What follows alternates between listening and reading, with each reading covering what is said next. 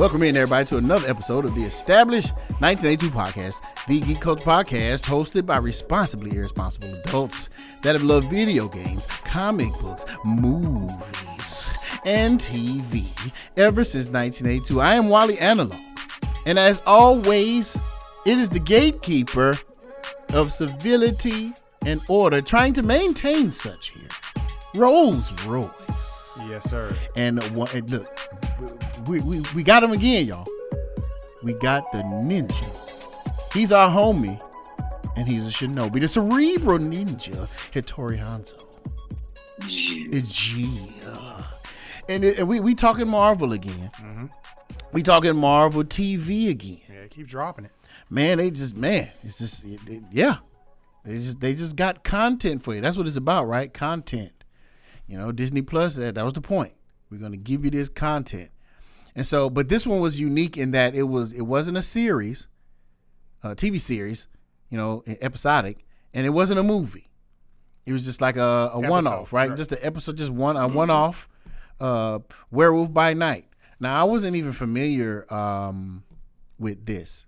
And if you heard, you know, the podcast we did earlier with She-Hulk, our guest mentioned a friend of ours, Trip Mallard, who was very, very well versed in all things Marvel. He's an encyclopedia for real, and he had knowledge of this property. Is that right? Isn't that right, Ninja? You know, it's really funny. Yes. So we were talking. Actually, this goes back to when we were talking about Moon Knight, and he actually he wasn't loving Moon Knight, right? And he was like, man, they should have had him fight Werewolf by Night, you know, which was one of his OG villains. That would be, you know, that would have made for a much better whatever. And I wrote back. I was kind of clowning him. I said, dude, like, they're doing some crazy stuff right now, but no, I don't think we're ready for Werewolf by Night yet. Boy, like 3 months later, they announced this thing. So that man is he's clairvoyant, man.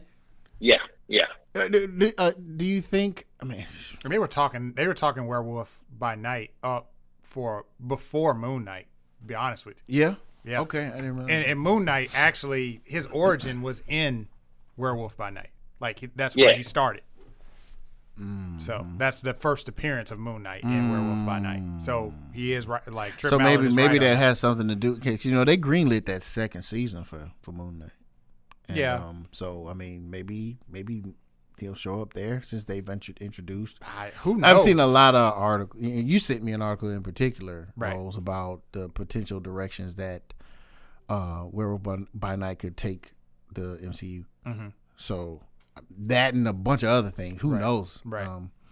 But yeah, one off, and we will start as we always do with the guest and their thoughts on what was a one-off, a unique kind of situation. It's like Disney just doing whatever. Right. We can do whatever we want. Should I give a synopsis real quick? Please. Yeah, that's right. Yeah, let's do that, and then let's get Hattori Hanzo's thoughts. Yeah, I'll be quick. So basically, Werewolf by Night. There's this. The episode pretty much focuses on this one night. Ulysses Bloodstone has passed away, and he is kind of like the Simon Belmont of. Yeah, he's like the dopest. Yeah, he's the leader of he's the best of the best in monster hunters, werewolves, vampires, what have you, whatever creature, monsters that are in the Marvel universe, that guy had a part in it. And Ulysses Bloodstone, there's a actual bloodstone that has these supernatural powers that are undescribed. And since he's passed away, his daughter Elsa, who is also a monster hunter, I guess it's to be determined if she's going to actually be able to take the mantle. But there's other monster hunters that want to take that mantle as well since he's passed away. So pretty much this night is kind of a ceremonial night to see who gets the bloodstone. Now, amongst the monster hunters, a person that, and I'm embarrassed, I'm forgetting his name, but kind gosh, why am I? Werewolf by Night is there. I forgot his name too. Golly. Jack. Yes. Mm-hmm. Yes. Mm-hmm. Jack Russell. Mm-hmm. Yeah, because he sounds. Yeah, it's the dog. Yes. Jack Russell. That's why I forgot, because it's so simple. So Jack Russell. I'm sorry. So Made yourself laughing. So Jack Russell is there, and he's incognito. He's cursed with, the werewolf curse. Mm-hmm. But he's there, I guess curious about, if he's gonna get his hands on the bloodstone. So anyway, there's this ceremony, and they're actually hunting Man-Thing. And whoever, could capture Man-Thing would, try to get the bloodstone. Yes. So that's it's where almost a fight to the death. Like they Right. willing to chop heads to get this thing. Right. Like no one's leaving there. Like it's fight to death. Right. Yeah. Yeah. It's a church shut-in, pretty much, but with monster hunters. Yeah, Yes. yeah. Where everybody's not leaving the shut in. Right. Getting So might be saved. permanently shut in that Right. joint. Yes. Yes. So, Hittori, please bless us with your thoughts on Werewolf by Night. And so I'm so excited by this thing and the possibilities that it represents. Mm-hmm. It's basically Marvel going further into the corner of their, you've got your superhero corner, you've got your cosmic space corner. Mm-hmm. Your You even magic got a corner. Mm-hmm. yes, the magic corner, and now this is your monster, your freaks corner, your supernatural, but not magic supernatural, but your monster corner, which they have a whole lineup of monsters. And I love that we've gotten all this stuff. Like we're pretty much, there's no corners unturned at this point. I think that's like the last remaining unexplored segment of the Marvel universe. So, this is where Blade would dwell and all this, and Moon Knight, and all of those with Man-Thing, all these weird characters. The Ghost Rider. All these guys live here, and it's cool to see that. So on that level, I was really excited about it. I absolutely love that with these Marvel properties, they try to do different types of movies. They'll do a sci-fi, they'll do a comedy, they'll do a whatever that you can make a Western, you can make a fantasy movie if you want to, but they're all set in the MCU. And this one, man, they did an old school, like 1940s Universal monster movie. Right. With MCU characters. The tone, the setting, the music, the shots, the atmosphere, the pacing, all of that. I mean, it was one of those, like, to a T. Like, somebody really liked those old school horror movies that put well, not somebody, I'm assuming that's Michael Giacchino, or however you pronounce his name, that directed this. He's a composer that's been great on a whole bunch of stuff. I first recognized him with Lost. He did all the music for Lost, and I mean he's big time. He did like the last Star Wars films and stuff. So he's, needless to say, he's grown beyond doing scoring TV shows. But anyway, this is his first directorial effort. So obviously he is an aficionado, or he really, really is in love with the genre. Because boy, down to the fun title sequences, Marvel special presentation, all that. I loved the presentation of this thing. I enjoyed the story. Man, I dug it all. It was a perfect little bite-sized thing. Didn't run too long, didn't overstay its welcome, and we finally got some of that sweet gore. They pulled the. It must be okay if it's black and white. Exactly. I was gonna say, I don't understand that logic, but okay. Yeah, they pulled the Kill Bill trick. They went black and white. It's an MPAA rule. If the blood is red, that's how it counts. Right. I figured there had to be something to that. Okay. In Star Trek 6, they changed Klingon's blood to bright pink for one film. It was never pink before, and it's never been pink since. But for that movie, it was bright pink because of the murders in the beginning, the assassinations where they're in 0G and the blood's flying out everywhere while they're floating around. They had to be able to do that, and they would have made the movie hard if it was red. So they just gave them, hey, Klingons have pink blood in this one. So yeah, it's just a weird Kool-Aid loophole. In that horrible movie when they're just murdering the Zeus's guards out there on the floor, they're just spraying blood everywhere, but it's gold. So that's why they were able to do that. Interesting. Yeah, so it's a dumb little loophole. But yeah, so going black and white, let them go ham on the. Chop the head off as long as the blood ain't red. It's ridiculous. Yes. Or if there's no blood, you could do that too. Yeah, well, you know. Yeah, it's so weird. Yeah. Well, I guess Wolverine gonna be black and white. Yeah, I'm wondering how they're gonna do that. I don't know. A lot of oil from those robots. Right, Sentinels. Anyway, loved it. Short answer. Loved it for all the previously mentioned reasons. Yeah, I the one thing I like about Marvel, there's this fusion of, okay, here's the comics and then here's the presentation of movies or television, and they fuse the two together. So like when we talked about in She-Hulk, it's Ally McBeal, the lawyer procedural show, like they use that as a formula. With Werewolf by Night, like Hattori said, it's the universal monster movie from the 40s, that kind of deal. I appreciate and then there was a little bit of, there was like a late 70s, early 80s retro, and this is right around the time that Werewolf by Night came out. I think it was like mid 70s, where it was that old school Marvel special presentation graphic that came before that. So it was like a nice blend of both. It was like they were signaling both kind of genres or treatment. So I visually, I love the presentation. I even liked the bit at the end where she's sitting in a chair and they go to color. It was almost an acknowledgement of, hey, this is not only a one-off, but it's actually going to be part of the MCU. And we're done killing because it's in color now. Well, yeah. Right.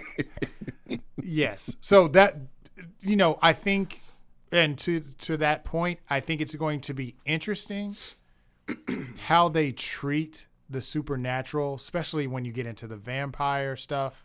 Like Blade is going to be really interesting. Blade can't just be in black and white. Like no, you cannot. It can't. Nope. No. Yeah. But there's a part of me that's like, well, in order for them to do that, they need to keep it in black and white. So you're gonna have to.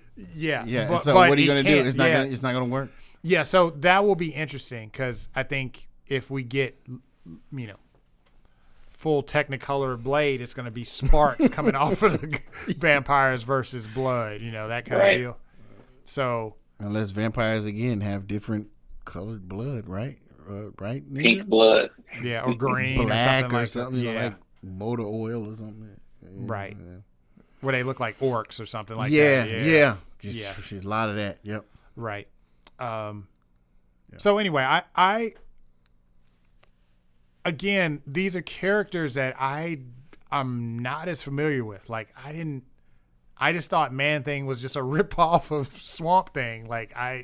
But he's totally. He very well might be. Well, now have you read the history on that one? Because I did go check. Because I was like, okay, get this. The Swamp Thing creator and the Man-Thing creator were roommates. Interesting. and they both ended up pitched them and picked up basically at the same time. So the answer is unclear as to who. But it's almost always Marvel is stealing. Yeah. Almost always, with the exception of Aquaman. So this one is not definitive, but in fact, both of them might be a ripoff because there was like a previous thing that was kind of similar. So yeah, okay. Yeah, but basically, it seems to be. If I'm remembering correctly, that the answer is undetermined. Yeah. Right. Guys were roommate. That's crazy. Yeah, that's crazy. Huh. Yeah. Okay.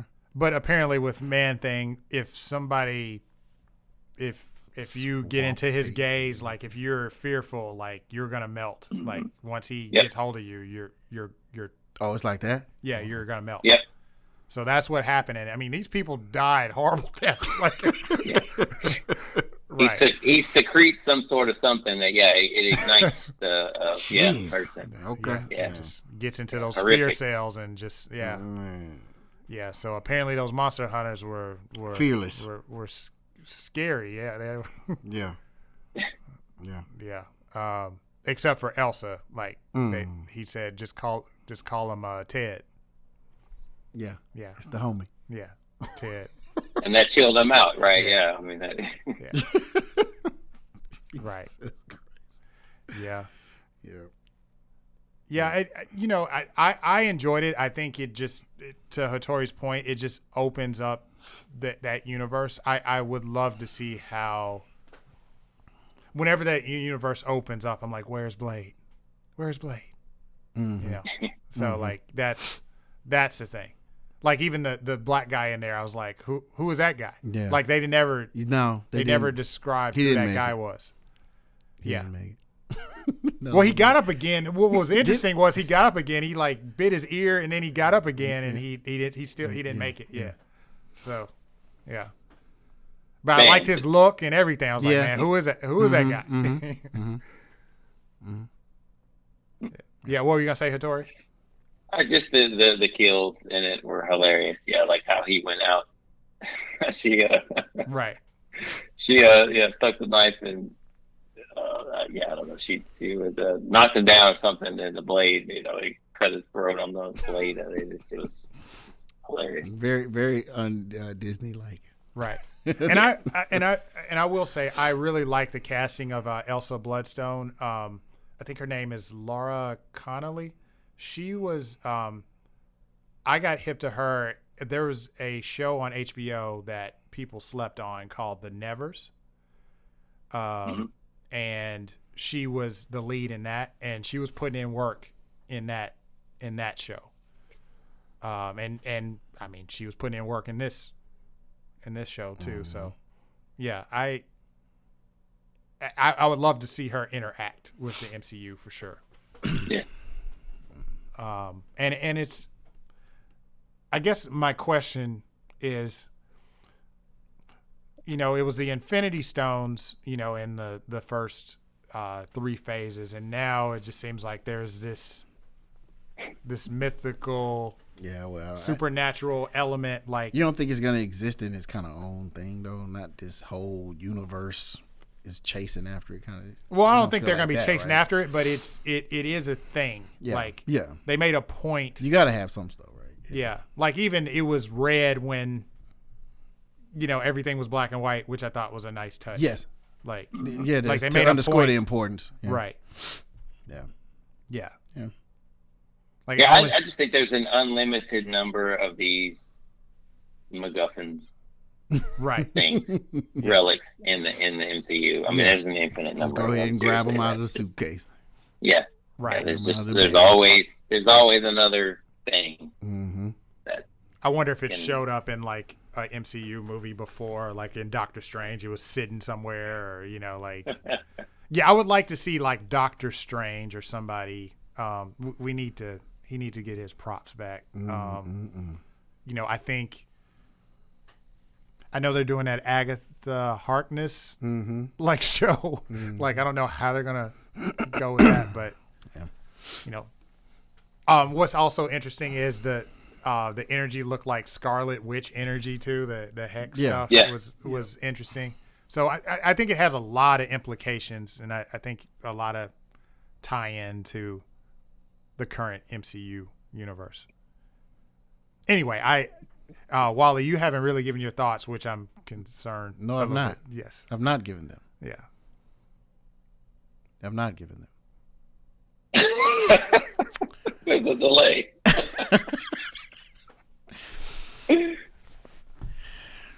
I ain't like it. It's bored to tears. It became background noise for my video game playing. So you didn't watch it? No, I watched it, but I ain't like it. Now, in my turning over of a new leaf, what I do appreciate and am looking forward to is, as you all have noted, all the things that can come from it. Right. But essentially, this is the comic book that I wouldn't pick up out of the store, and I would just let others tell me about, or I would Google to learn, about these characters and how they fit in the universe that I love. But I won't buy that book because I did not enjoy that show. I was bored. I was bored. So it didn't have that same Marvel magic where it was like you didn't care about the character, didn't care. But now you care. No, Huh. not a one. Didn't care about none of them. Is it because of the length? Like it wasn't enough time? No. I mean, it wasn't that. I mean, there's shorter, episodes and stuff where you latch onto a character pretty fast. Right. I just and maybe it can be attributed to the fact that genre for me doesn't do it. Right. You see what I'm saying? It's that doesn't do it definitely for me. different from like the super And I think you gotta like that in order to appreciate it. I heard you guys talk, and I can hear in your voices, the affinity for this type of property. Yeah, it has a historical context. Right, to it. right. And for me, if I'm not into that, man, you've lost me already. But I was kind of hoping, because I kind of knew what it was. You could tell, like you were saying, the whole film noir kind of thing going on at the beginning. And I'm watching, I'm thinking, okay, I'll give it a shot. Yawn. So, and like I said, man, I'm turning over a new leaf. I didn't say trash. Just hating on the I 40s. didn't say garbage. I just said I didn't like it. Not for you, yeah. Not for me, man. Right. I could do without. Right. I was bored, and what you say? The phone came out. The video games was being played. So and there's my review. I'm gonna just keep it brief. You don't need me saying anything else. But I appreciate everybody else's outlook and their take on it. And again, I am excited about what can. Rose, you sent that article about, like I said, all the directions it could go and all the connections that Elsa has, Right. with other properties for whom and of whom I care very much about.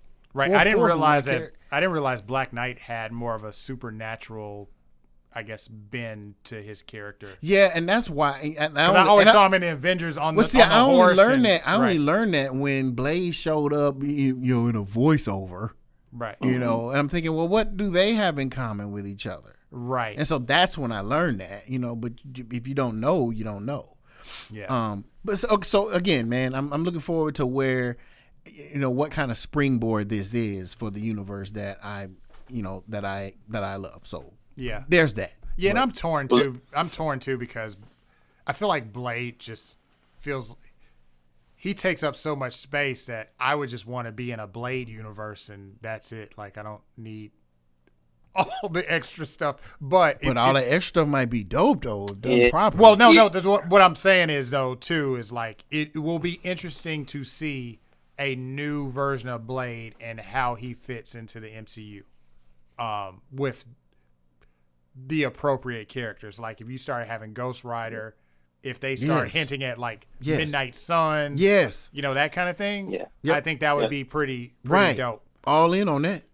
Now how it fits into the bigger thing, because like Kang is coming, it's like I don't know if they're gonna even go that route, like, or are they going to maybe they go that route on the TV front? That's Keep the them other separate. thing too. Yeah, have the bigger movies, but like on the TV front, do the shorter, the Midnight Suns run or something like that. Or, it's too early to determine. Absolutely. Yeah. Absolutely. Yeah, Hattori, I cut you off. I'm sorry. Oh no. I was just gonna say about Blade like being in universe. Yeah, I definitely prefer it being all a shared monster kind of corner of the universe because vampires are fine, but man, it's like only vampires. It seems like it would be a very small tweak to say, okay, yeah, he hunts vampires, But then also, man, like, werewolves are a problem. And they, Yes. and there are these, there are so many different, classes of creature and cryptozoological thing that you could deal with. It looked like they had a sampling there. Yeah, like they had they had I don't know if it was a Wendigo or Sasquatch, because they have both of those in the Marvel universe. So, but it was one of those depicted in the tapestries that were shown there. Mm-hmm. Yeah. So it's like there's all these different kind of creatures that could present problems, but are very well hidden and not believed in and yada yada. And so it's like these hunters are the only ones that are taking out there taking care of this stuff. Yeah. Right. Yeah, like you said, they were mounted on the walls and stuff. The other thing is, they are the only ones that are capable, because like you can even see it in this movie. I was kind of reading about Werewolf by Night, and I mean, he is invulnerable to all like conventional attacks. Like you can slow him down a little bit or like annoy him, but really the Bloodstone was the only thing that was getting it done. They were shocking him and doing all this other stuff, and like it would, he would grunt a little bit, but he would just shake it off and keep coming. Mm-hmm. He tore a cage up, like right. Like, that was crazy. Saying. So it's like, he's a handful. And there's other things like him out there, that would, I think some conventional of, I'm gonna punch him really hard. Well, that's great, but unless you got a bloodstone or the whatever kind of special silver bullets you're supposed to use, then you can do that all day long, and it's not gonna work. You better call Blade. So, come on. Yeah, exactly. So that excites me. Yes, and that's what I'm hyped about. Like that's what I'm. Let's get to that. Right. Once they start doing that crossover, I'll pick up the book off the shelf. Right. You know what I'm saying?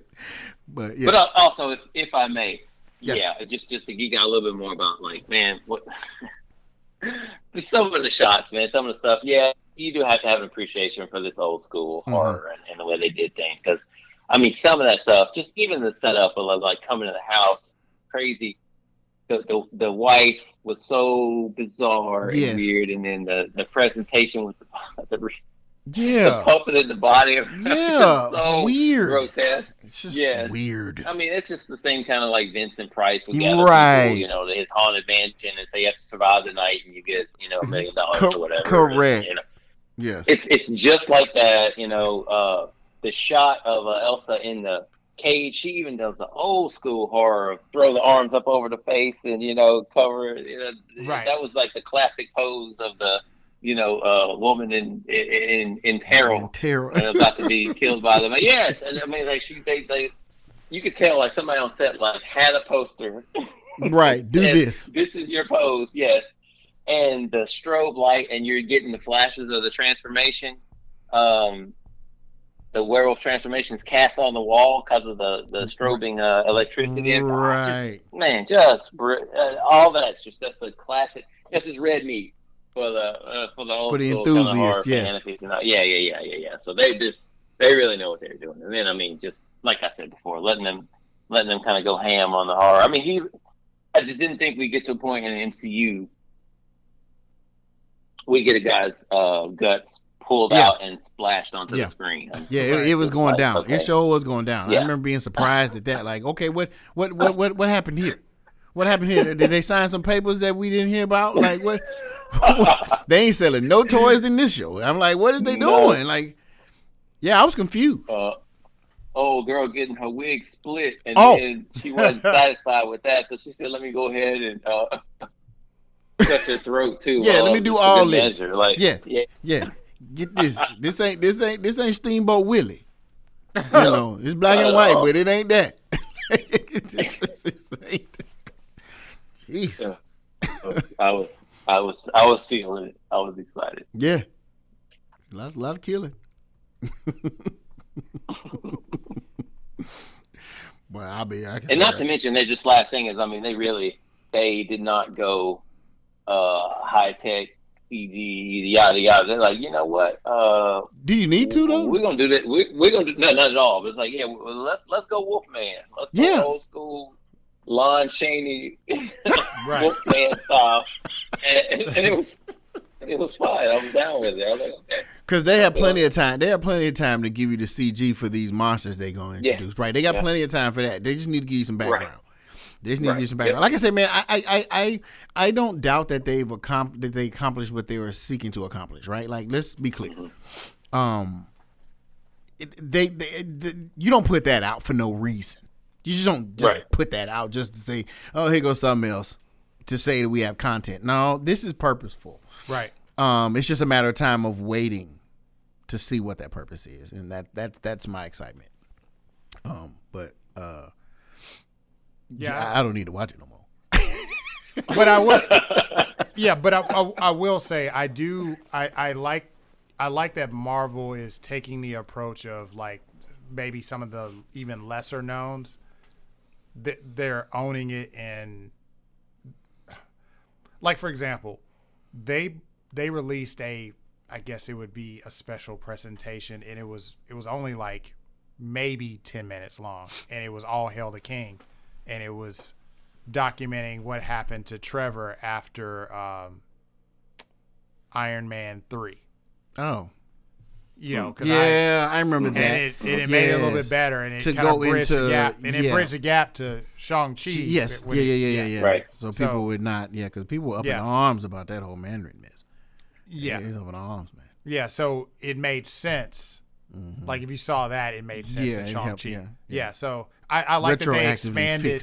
I like that they expanded that special presentation to be a full like. Yeah, I like the idea. Yeah, I hope they do it with other lesser knowns, or sometimes be bold enough to do it with some that aren't as lesser known. Right. You don't want no A-listers on there, man. We want more, but. Maybe they can get their Howard the Duck off with the special presentation. EST 1982 podcast on Facebook and Instagram. I mean, they're doing a Christmas special. You know what I'm saying? So Patreon.com. Guardians / EST 1982 podcast. That's coming this Christmas. Pledge $1. This Christmas, man. That's $1. You're gonna watch it to support this podcast. Thank you for Christmas. Your time as well as the money that you invest in this. For that, we are so Howard very the Duck thankful. will probably be in that one. EST1982.com podcast.com is the website. He's coming. EST1982podcast.com is the website. Let us know Duck what Rogers. you think about Howard 2. What the Duck? They have to use that name. They have to. What the Duck? Because that's what everybody going to be saying when they see it. Like, what the? You got to put that on a poster or something. What the duck is this? Yeah. They've already teased it already. Yeah, he been showing up everywhere, bro. Right. When that man stepped through the portal in Endgame, I was ready. through. I was like, what? Was ready. What did he? He did more than the Hulk. He did more than the Hulk did. When Howard the Duck put in more work, y'all know what to do. Yes. Hey, Tori, thank you again for showing up. Thank you, and doing this, man. And Little Red Hen and Howard the Duck. Yeah. And wait. That'd be a good team up. Get Rocket in there. See, I thought you was gonna keep it the feathered friend theme, but you add woodland creatures. Yeah, I'm talking animals. Yeah, talking animals. I don't know. The only time that the ninja enjoys talking animals, if it's Marvel. How know if that one guy Little Red Hen and Rocket Raccoon. Yeah. I don't know if that one guy counts from the end of Eternals. What was his name with the beard? What? Puck or oh no, he's like a leprechaun or something. A troll or a he doesn't count. He's not an animal. Okay. Right, no. We need more animals. I guess more woodland creatures around this. Yeah. What was that? That was Patton Oswalt. Yeah. Right? Yes, it was. Yep. Yes, it was. Oh, man. Wasn't that dude in Alpha Flight or something like that? Man, I don't know. EST, man. Y'all know what it is. Thank you again, Tori. Until next time. Thank you. We're out.